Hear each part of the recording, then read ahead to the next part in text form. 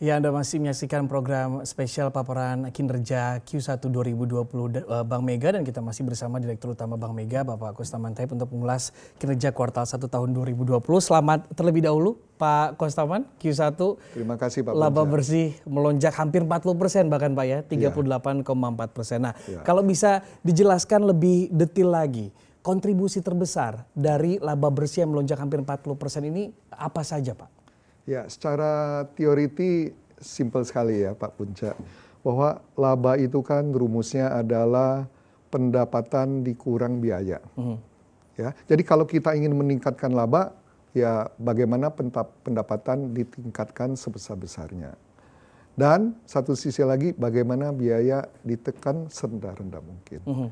Nah kalau kita perhatikan tadi penjelasan saya performance Q1, kita dapat melihat bahwa Bank Mega telah berhasil menekan dari sisi biaya. Ya. Nah sekarang dari sisi pendapatan, ya, Bank Mega juga berhasil meningkatkan performa dari sisi pendapatan. Ya. Sebagaimana kita ketahui, pendapatan bank ini kan ada dua macam. Ya. Yaitu pertama adalah pendapatan dari interest income. Yang kedua fee-based income. Nah di sini kita lihat Bank Mega berhasil meningkatkan dua-dua jenis pendapatan tersebut. Yaitu pertama pendapatan dari net interest income. Tadi sudah disampaikan bahwa Bank Mega tumbuh hampir 10% net interest income. Ya. Nah tentu pendapatan net interest income ini disebabkan dari pertumbuhan volume kredit. Ya. Nah yang kedua adalah sisi yang lain, pendapatan bank yang lain yaitu fee-based income. Ya, tadi sudah disampaikan juga Bank Mega berhasil meningkatkan pendapatan dari fee-based income sebesar 21%. Ya. Jadi itulah komponen-komponen ya yang kita manage untuk menghasilkan pertumbuhan laba di Bank Mega. Bagaimana biaya ditekan, bagaimana kita meningkatkan dari sisi pendapatan, baik interest income maupun fee-based income. Oke, hasilnya laba bersih melonjak hampir 40% ya. Betul. Dan sudah bergabung bersama kami melalui Zoom Head of Research CNBC Indonesia, Arief Gunawan. Selamat sore Mas Arief. Ya. Selamat sore Punca, selamat sore Pak Kostaman. Ya, selamat sore.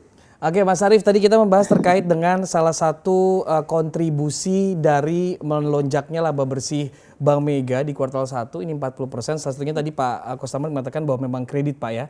Nah seperti apa sebenarnya kalau kita lihat dari strategi Bank Mega untuk menjaga pertumbuhan kredit ini, dan juga dari Mas Arief ada tambahan untuk datanya, silakan. Oke, ada yang menarik Punca. Jadi kalau kita perbandingkan kinerja Bank Mega kuartal 1 ini dengan kinerja industri perbankan, kalau kita lihat di data statistik perbankan Indonesia per Februari, data terakhir Februari belum sampai Maret, itu kan menunjukkan bahwa pertumbuhannya bisa dibilang terbatas. Jadi kredit perbankan menurut SPI itu hanya tumbuh 5,9%, sementara DPK-nya tumbuh 7,9%. Tetapi Bank Mega ini mencatatkan per Maret saja itu mencatatkan pertumbuhan kredit 23% kalau tidak salah tadi Pak Kostaman. Dan ini menurut saya unik karena apa? Per Maret saja itu sudah ada dampak corona terhadap perekonomian gitu kan. Sementara kalau SPI tadi itu kan dari Januari, Februari hanya 2 bulan. Belum ada dampak corona terhadap perekonomian Indonesia secara umum. Makanya ketika belum ada dampak corona, industri perbankan pertumbuhannya hanya single digit. Tapi Bank Mega bisa tumbuh 23% tadi kita bicara kredit. Double digit. Itu kira-kira bisa dielaborasi Pak. Sektor-sektor apa yang sebenarnya bisa dibilang mendorong pertumbuhan kinerja Bank Mega? Dan kemudian kalau sebaliknya bisa nggak digambarkan kira-kira kalau di wabah corona seperti ini sektor apa yang akan paling terpukul kalau menurut Bank Mega? Ya, silakan Pak Kostaman. Ya, kalau kita bicara mengenai kredit tentu ada dua faktor. Ya. Yaitu pertama mengenai volume kredit itu sendiri, pertumbuhan kreditnya, dan yang kedua mengenai kualitas kredit. Kalau cuma salah satu dari faktor itu mungkin relatif lebih mudah. Bagaimana kita meningkatkan kredit setinggi-tingginya, tapi kan kreditnya jebol. Itu kan relatif lebih mudah. Kualitas kreditnya Pak ya. Ya. Atau kita bisa menjaga kualitas kreditnya sedemikian rupa, sedemikian ketat, tapi volume kreditnya nggak tumbuh. Jadi strategi Bank Mega di sini adalah bagaimana kita mengelola dua hal itu. Satu, bagaimana tetap volume kredit meningkat, tetapi di satu sisi kita juga harus menjaga kualitas kredit tersebut. Nah, ini yang menjadi lebih sulit, ya. Nah, itulah strategi Bank Mega selama ini dalam mengelola kredit. Nah, kalau dari sektor mana yang tumbuh di kuartal pertama ini, di Bank Mega adalah dari sektor sisi kredit korporasi dan kredit joint finance. Ya. Nah, dari kredit korporasi, terutama dari dua jenis kredit, yaitu pertama adalah kredit infrastruktur jalan tol. Dan ini bukan sekedar infrastruktur jalan tol aja, tapi kredit infrastruktur jalan tol yang mendapat jaminan pemerintah. Oke. Nah, itu kita banyak memberikan Jadi aman kredit Pak ya, di karena situ. dijamin Jadi aman. pemerintah ya. Volumenya besar karena biaya pembangunan jalan tol sangat besar, tetapi juga sekaligus aman karena mendapatkan jaminan pemerintah. Dan yang kedua, kita juga memberikan kredit-kredit kepada swasta, perusahaan-perusahaan, tetapi kita memilih perusahaan yang mempunyai track record yang baik, yang bisa meminjam tapi juga bisa mengembalikan pinjamannya. Ya. Jadi ini yang menjadi strategi Bank Mega, ini yang sektor-sektor yang diterapkan oleh Bank Mega untuk sesuai dengan strategi Bank Mega tersebut. Oke. Ya, tentu dalam zaman pandemi COVID-19 ini pertumbuhan kredit ya akan terganggu. Ya, mungkin beberapa sektor yang kita ketahui lagi. Ya, kita ketahui pasti akan terganggu seperti pariwisata, perhotelan, retail dan sebagainya. Oke. Ya mungkin itu jawaban saya, Mas Arief. Oke, untuk proyeksinya seperti apa? Kita sudah lihat tadi Q1 sangat positif Pak ya, laba bersih hampir 40% di tengah pandemi virus corona COVID-19 ini. Apa yang menjadi proyeksi untuk di kuartal 2, kemudian juga untuk full year 2020? Dan juga Mas Arief, ini Anda memiliki data untuk terkait menjaga performa positif ini seperti apa Mas? Oke, kalau kita melihat dari sisi LDR ini kan jadi semacam indikator bahwa perbankan itu bisa menjalankan fungsi intermediarinya, menyalurkan dana masyarakat dan mengelola atau mengumpulkan dana masyarakat. LDR Bank Mega ini juga per kuartal 1 bisa dibilang longgar, 67,5%. Sementara kalau kita melihat di SPI lagi-lagi per Februari 2020, itu kalau kita bicara LDR Bank buku 3, itu kan umumnya mereka 98%. Tapi kalau bicara bank konvensional saja yang buku 3, itu LDR-nya 101%, artinya sangat ketat. Jadi mereka memberikan pendanaan lebih besar dibandingkan dana masyarakat yang dikelola, ibaratnya gitu. Tapi Bank Mega, LDR-nya masih terjaga tadi, 67,5, longgar. Ini dekat dengan target yang dipatok BI di situasi normal, yakni 75 sampai 80%. Jadi selama ini kan concern kita adalah Bank Buku 3 itu sedang dibiayai risiko likuiditas yang ketat. Tapi kita tidak melihat itu di kinerja kuartal 1 ini di Bank Mega. Padahal Bank Mega masuk di Bank Buku 3 gitu. Kalau kita bertanya mungkinkah Bank Mega tidak bisa menyalurkan kredit? Enggak juga, karena kan kredit tadi tumbuh 23%. Oke, masih sangat positif gitu ya pertumbuhan kreditnya dan juga kualitas dari kreditnya itu sendiri juga ya, Mas Arief ya? Itu betul. DPK-nya juga masih tumbuh 29%, artinya ini sangat bagus sekali. Bisa digambarkan Pak, apa yang terjadi ini? Oke, bagaimana Pak? Iya. Jadi tadi kita sudah sampaikan strategi Bank Mega bagaimana kita menjaga performa positif di tengah wabah virus corona ini. Tadi diceritakan ada 4 hal yang kita lakukan, yaitu bagaimana kita menjaga kecukupan modal, menjaga kecukupan likuiditas, bagaimana kita meningkatkan efisiensi, dan bagaimana kita meningkatkan fee based income. Nah, sekarang kita bahas lebih detail yang disampaikan oleh Pak Arief tadi mengenai likuiditas perbankan. Ya. Jadi menurut saya dalam kondisi resesi atau krisis, likuiditas adalah faktor yang paling terpenting untuk kita jaga. Kalau saya umpamakan, Pak Punca, likuiditas itu seperti darah dalam tubuh manusia. Oke, mengalir gitu Pak ya? Ya tentu darah dalam tubuh manusia ini pertama harus cukup. Kalau darahnya kurang, ya orangnya sakit. Ya, seperti darah harus cukup dan harus mengalir dalam tubuh manusia. Betul. Kalau darahnya kurang, tidak mengalir, tentu orang itu akan menjadi sakit. Dan lama-lama tentu akan meninggal. Nah, demikian juga dengan perbankan. Likuiditas di dalam perbankan itu adalah hal yang sangat penting untuk keberlangsungan hidup dari perbankan tersebut. Kalau likuiditasnya kurang, tentu perbankan tersebut akan sakit. Ya, lama-lama tentu akan juga mati. Oleh karena itu, ya, sekarang mungkin lebih bisa dimengerti kenapa Bank Mega selama ini mempunyai policy untuk menjaga likuiditas Bank Mega atau LDR Bank Mega di sekitar 70%. Ya, yaitu untuk menjaga agar Bank Mega selalu mempunyai likuiditas yang cukup. Ya, dan di saat apapun gitu Pak ya? Di saat apapun. Tapi terutama pada zaman di mana kita akan menghadapi resesi atau krisis, tentu Bank Mega bisa menurunkan lagi rasio LDR tersebut. Lebih rendah lagi dari 70%. Ya, semua yang dilakukan oleh Bank Mega ini tentu tujuannya satu.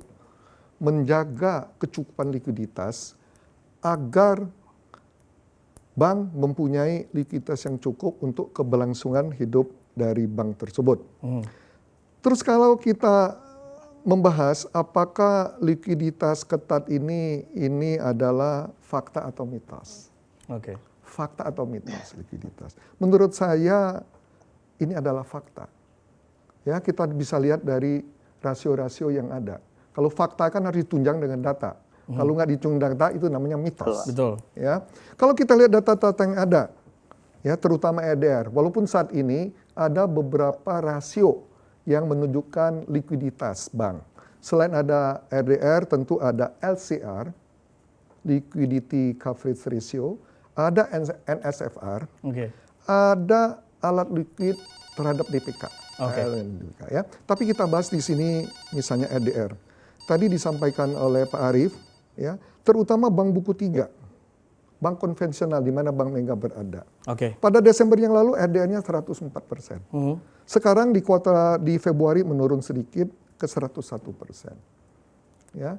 Jadi menurut saya itu fakta-fakta bahwa likuiditas terutama di bank buku 3 memang ketat. Angka-angkanya ada. Ya, walaupun di Q1 udah menurun karena memang biasanya di Q1 pertumbuhan kredit agak lambat. Dan di tahun ini karena pandemi virus corona, tentu pertumbuhan kredit di Q2 dan seterusnya juga akan sedikit melemah. Dengan demikian, likuiditas ke depan akan lebih baik. Nah, di saat pandemi ini, BI juga melakukan quantitative easing, melonggarkan GWM. Ya, BI sudah melonggarkan 3 kali. 1,5% di Januari, yang kedua 0,5% di April, dalam rangka memberikan insentif kepada bank yang melakukan ekspor atau impor, atau memberikan kredit pada UMKM. Dan yang terakhir nanti adalah di 1 Mei, BI akan menurunkan lagi GWM sebesar 2%. Nah, ini akan menambah likuiditas di perbankan 102 triliun. Ya. Tapi jangan lupa, seiring dengan penurunan GWM 2% ini, juga masih ada ketentuan bahwa bank harus meningkatkan rasio PLM, penyangga likuiditas makroprudensial, sebesar 2% juga. Ya. Jadi kalau saya melihat ya, bahwa likuiditas yang tadinya ada di BI dalam bentuk GWM, nanti berubah bentuk menjadi PLM, yaitu dalam bentuk SUN perdana yang dikeluarkan oleh pemerintah. Jadi kalau saya melihat di sini, Pak Arief, sebenarnya tidak ada penambahan likuiditas secara langsung. Berubah bentuk aja dari GWM menjadi SUN. Ya, tapi tentu bagi bank tetap lebih menguntungkan, karena kalau GWM bunganya 0%, kalau SUN ini ada bunganya tentu. Tergantung 5 tahun atau 10 tahun. Kalau 5 tahun mungkin bisa 6%-an, 7 tahun mungkin bisa 7% lebih. Pak Kostaman, mohon maaf kita potong dulu, kita lihat dulu level penutupan IHSG Pak. Pada perdagangan hari ini kita lihat apakah IHSG masih bertahan di zona hijau seperti 1 jam menjelang penutupan perdagangan tadi, dan IHSG sudah resmi ditutup saat ini di level 1,46%, penguatannya atau 65 poin di level 4.567. Ya, Pak Kustaman tadi pada saat kita berbincang sudah ada penelpon yang masuk, saya boleh sapa dulu Ya, Pak silakan. ya. Ada penelpon yang akan bertanya. Selamat sore. Selamat sore. Selamat sore Halo. dengan Ibu siapa Bu? Saya Rahma dari Jakarta. Oke, Ibu Rahma dari Jakarta, silakan Bu dengan pertanyaannya, singkat saja Bu ya. Baik, terima kasih. Saya ada pertanyaan untuk Bank Mega. Begini pertanyaan saya, sesuai dengan pernyataan dari Bapak Presiden Jokowi yang memberikan kemudahan bagi masyarakat dan perusahaan yang terkena dampak virus corona untuk mendapat penangguhan cicilan kredit.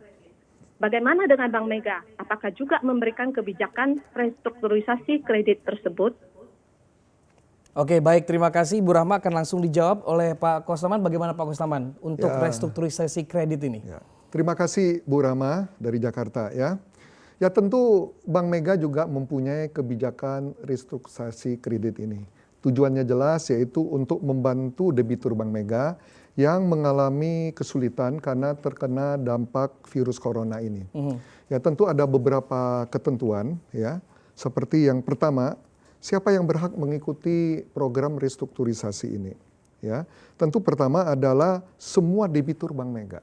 Semua debitur Bank Mega bisa mengikuti program restrukturisasi Semua ini. Pak ya, Semua, tanpa terkecuali ya? baik perorangan maupun perusahaan. Oke. Baik yang meminjam kredit konsumtif maupun produktif. Asalkan memang dia mengalami kesulitan pembayaran karena terkena dampak virus corona ini. Nah ini kata kuncinya ini. Ya. Mengalami kesulitan pembayaran karena terkena dampak musibah COVID-19. Baik secara langsung maupun tidak langsung. Karena pengaruh dampak COVID corona ini bisa langsung maupun tidak langsung. Ya, jadi intinya semua bisa. Asal memang dia adalah korban dari virus corona. Oke. Yang kedua, bentuk program restrukturisasinya. Ya. Jadi intinya program kita tujuannya untuk memberikan keringanan pembayaran. Ya, atas pokok maupun bunga. Ya, pokok garis miring dan atau bunga. Ya. Nah, caranya ada beberapa macam seperti perpanjangan jangka waktu kredit maupun pemberian grace period. Ya. Dan yang ketiga jangka waktu restrukturisasi. Banyak orang bertanya, berapa sih jangka waktunya? Berapa lama gitu Pak ya? Nah, kebijakan relaksasi sendiri 1 tahun. Kebijakan di mana kita bisa memberikan relaksasi restrukturisasi. Itu 1 tahun sampai 31 Maret. Tetapi jangka waktu restruktur yang kita berikan kepada customer tentu akan kita sesuaikan berdasarkan hasil evaluasi Bank Mega terhadap kemampuan bayar debitur. Oke, berarti bisa Jadi beda-beda bisa Pak lebih, ya? Debitur bisa itu lebih ya? dari Bisa 1 lebih bahkan tahun dari 1 tahun jangka ya? waktu restrukturnya. Oke. Ya, tapi ketentuan restrukturisasi Tetap harus diikuti. dari pemerintah ini, ya kapan kita boleh merestruktur itu 1 tahun. Oke. Tetapi berakhirnya jangka waktu restruktur ya tentu kita akan sesuaikan. Oke. Dan yang keempat yang paling penting, ya kami mengharapkan nasabah tidak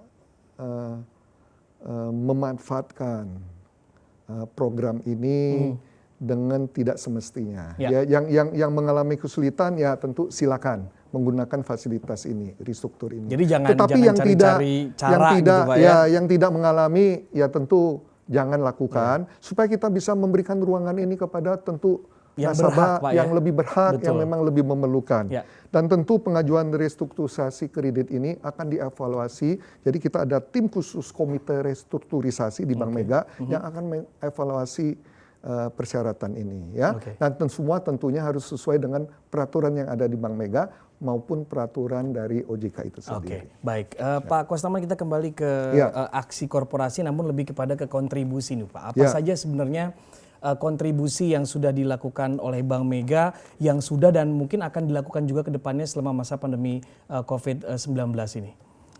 Ya, Pak Punca, sebagai wujud rasa peduli Bank Mega atas pandemi virus corona ini, maka CT Corp dan Bank Mega telah memprakarsai dan mendanai pembangunan 40 bangsal ICU dan 200 bangsal HCU. Ya, beserta alat-alat kesehatannya untuk merawat pasien yang terkena COVID-19. Jadi bangsalnya, alat-alatnya. Alat-alatnya antara lain kita sudah membeli 2 unit MSCT scan 128 slices. Ya. Yang kedua adalah 2 unit mobile X-ray. Nah, kedua alat ini sangat diperlukan untuk melihat kalau pasien terkena corona ini virusnya seberapa banyak sudah seberapa Jadi terpantau di gitu, dalam Pak, ya? di dalam paru-parunya. Jadi kan dari scan dari ronsen itu ketahuan Ya. seberapa parah, seberapa besar. Yang ketiga yang sangat penting juga adalah ventilator. Ya. Nah, kalau nasabah sudah terkena virus corona tentu akan mengalami kesulitan bernapas. Nah, tentu ventilator ini sangat berguna untuk membantu pasien yang terkena ini. Kita jangan sampai membiarkan dokter memilih pasien mana yang memakai ventilator ini. Ya, sebaiknya ini cukup, maka kami menyediakan 40 ventilator ini. Ya, dan beberapa alat lainnya untuk membantu ini. Ya, nah program ini juga didukung oleh Indofood dan Astra Group. Oke. Ya, kita lakukan di 2 rumah sakit rujukan pemerintah, yaitu di Rumah Sakit Infeksi Erlangga, Surabaya, dan di Rumah Sakit Cipto Mangunkusumo di Jakarta. Oke. Bahkan sebagian bangsal yang di Rumah Sakit Infeksi Erlangga ini di Surabaya sudah siap, sudah bisa digunakan untuk merawat pasien COVID-19 ini. Oke, baik. Pak Kostaman sudah ada penelpon lagi sepertinya pada sore hari ini. Selamat sore. Selamat sore. Ya, dengan Bapak siapa, Pak? Nama saya dengan Andi dari Tangerang, Pak.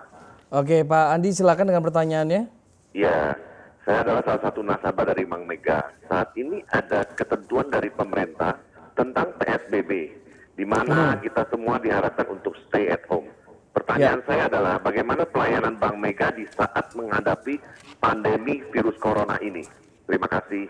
Oke, baik. Terima kasih Pak Andi. Bagaimana Pak Kostaman, apakah ada gangguan karena adanya PSBB ini sehingga layanan Bank Mega tidak bisa diakses oleh nasabah atau justru tidak gangguan sama sekali, Pak? Ya, terima kasih Pak Adi atas pertanyaannya. Terima kasih juga sudah menjadi nasabah setia Bank Mega. Ya tentu Bank Mega selalu berkomitmen untuk memberikan pelayanan terbaik dalam kondisi apapun. Dalam kondisi aman maupun dalam kondisi wabah virus corona seperti ini. Jadi layanan di cabang tetap berjalan. Di semua cabang, Pak ya? Di semua cabang. Ya, mungkin ada 2 cabang yang terpaksa kami tutup karena mall di mana cabang kami berada itu tutup. Di mana Jadi aja itu, Pak? Itu ada 1 di Makassar, 1 di Jakarta. Oke. Ya, jadi terpaksa kami tutup karena mallnya memang ditutup semua. Oke. Ya, tetapi selebihnya masih berjalan, walaupun dengan jam operasional yang sedikit lebih pendek. Ya, tetapi seperti kata Pak Andi, untuk nasabah yang harus work from home, yang nggak bisa keluar, ya, kami tentu mempunyai solusi untuk nasabah tersebut, ya, yang harus berada di rumah, yaitu solusi aplikasi digital yang ada di Bank Mega. Ya, yang pertama, kalau untuk sekedar informasi perbankan, tentu nasabah bisa telepon ke call center atau bisa menggunakan aplikasi yang kita sebut chatbot. Chatbot, kita namakan Mila di Bank Mega, namanya Mila. Ya. Nah, ini layanan melalui aplikasi WhatsApp, jadi nasabah bisa berbincang. Semua pertanyaan bisa dijawab Bisa Pak, bertanya lewat Mila ya? melalui WhatsApp tersebut. Oke. Ya, tentu Mila ini bukan orang yang sesungguhnya, di balik ini adalah intelligent robot. Oke. Jadi robot yang menjawab. Ya, tapi tentu robot yang sudah kami latih, ya, Udah pinter sudah banget bertahun-tahun gitu robotnya, Pak, dilatih, ya. Mungkin daya ingatnya lebih baik daripada saya, daripada manusia. Ya. Nah, dengan layanan chatbot ini, nasabah bisa bertanya mengenai informasi produk, promo, lokasi ATM, dan informasi mengenai kartu kredit customer. Jadi mudah sekali, ya, melalui WhatsApp saja. Yang kedua, untuk melakukan transaksi perbankan. Nah, tentu nasabah bisa menggunakan Mega Internet Banking yang sudah lama ada di Bank Mega, maupun menggunakan aplikasi yang baru, aplikasi M-Smile, yang baru diluncurkan oleh Bank Mega akhir-akhir ini. Oke, M-Smile, Pak ya? M-Smile. Jadi bisa di-download melalui Play Store, sangat mudah sekali dan bisa diaktifkan langsung tanpa datang ke ATM, tanpa datang ke cabang. Oke, apa saja yang diperlukan Pak untuk mengaktifkan itu? Jadi download saja, ya.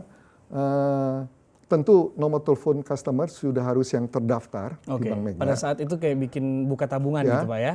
Nomor Jadi teleponnya bisa mengaktifkan langsung. Oke. Petunjuknya sangat sederhana, mungkin dalam waktu 2-3 menit sudah bisa digunakan. Oke. Ya. Nah, di sana nasabah bisa mendapatkan informasi mengenai rekeningnya, ya, tabungannya, kartu kreditnya dan sebagainya, bisa melakukan transaksi finansial, ya, bisa mengakses berbagai fitur kartu kredit dan juga bisa melihat promo-promo yang ada di Bank Mega. Semua ini bisa dilakukan melalui handphone dimanapun nasabah berada. Ya. Dan layanan ini kami harapkan ya lebih praktis, lebih aman dan lebih nyaman. Dan tanpa perlu keluar rumah Pak Tanpa ya? perlu keluar rumah. Bisa semua. Jadi semua layanan Bank Mega ini bisa dilakukan tanpa harus keluar rumah Ya, gitu. betul. Oke, kita kembali ke Mas Arief. Mas Arief, closing statement singkat saja. Kalau saya melihat kinerja perbankan sih, saya melihatnya di return on equity sama return on asset. Dan kalau saya melihat paparan dari Pak Kostaman tadi, saya kok melihat ini positif karena masih ada pertumbuhan, return on ROA-nya tadi di atas 3%, return on asetnya juga tumbuh double digit. Artinya Bank Mega meskipun dibayangi wabah corona, sepanjang 3 bulan pertama tahun ini masih bisa membukukan kinerja yang prima. Tapi ya itu, kita akan melihat bagaimana perekonomian ke depan, apakah perekonomian Indonesia masih bisa terjaga. Kalau pemerintah menargetkan pertumbuhan tahun ini bisa di 2,3%, tidak sampai minus, harapannya sih ya semoga ekonomi kita masih tetap terjaga meskipun ada wabah corona, dan saya yakin kalau itu bisa dijaga, kinerja positif Bank Mega ini masih akan bisa dipertahankan sampai kuartal selanjutnya dan bahkan sampai akhir tahun nanti. Itu Punca. Selamat lagi sekali lagi Pak Kostaman. Oke, baik, terima kasih. Mas Arief Gunawan sudah bergabung bersama kami dan juga terima kasih banyak Bapak Kostaman Tayub, Direktur Utama Bank Mega sudah bergabung di program spesial Paparan Kinerja Q1 2020 di mana laba bersih Bank Mega di kuartal pertama tahun 2020 melonjak hampir 40%. Terima kasih, Pak Kostaman. Dan usai jeda kami akan kembali dengan informasi pandemi virus corona sukses jangkiti sektor real yang menjadi tulang punggung ekonomi Indonesia. Lantas seberapa besar efeknya? Informasi selengkapnya usai jeda kami akan kembali di program Closing Bell.